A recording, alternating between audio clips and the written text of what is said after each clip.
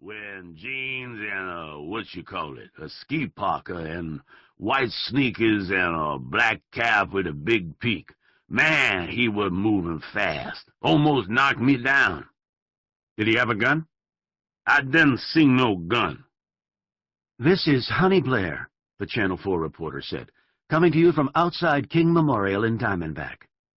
She slit her throat with the forefinger of her left hand and said, "That's it, boys," and turned to her crew chief. "Get him to sign a release, will you?" she said. "I'm heading inside."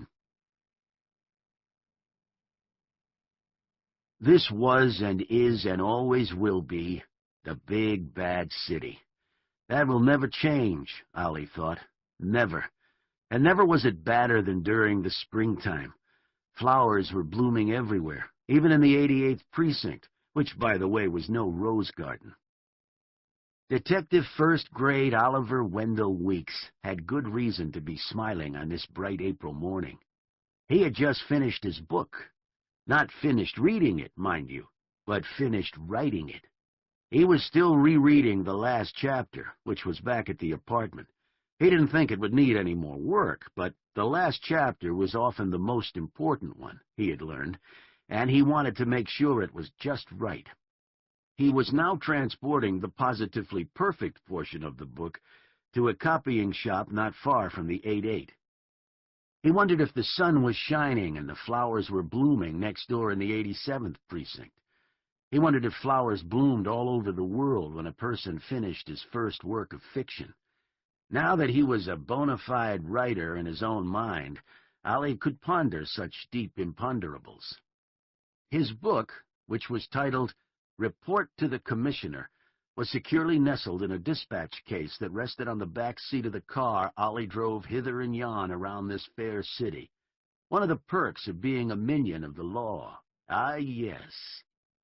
The windows of the Chevy sedan were open wide to the breezes that flowed from river to river. It was 10:30 on a lovely sunlit Monday morning.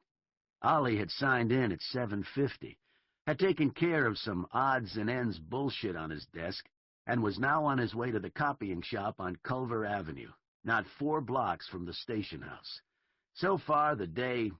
10:40, 10:40. The dash radio. Rapid mobilization.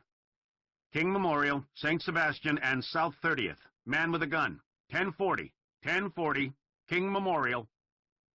Ollie hit the hammer.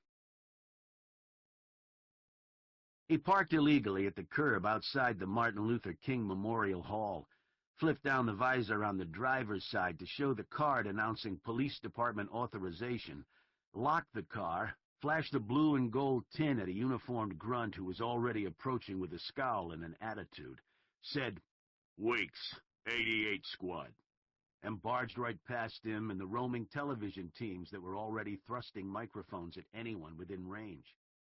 He kept using his detective shield like a real warrior's shield, holding it up to any barbarian who rose in his path, striding through the glass doors at the front of the building, and then into the marble entrance lobby, and then into the auditorium itself, where a handful of brass were already on the scene. Had to be something important went down here.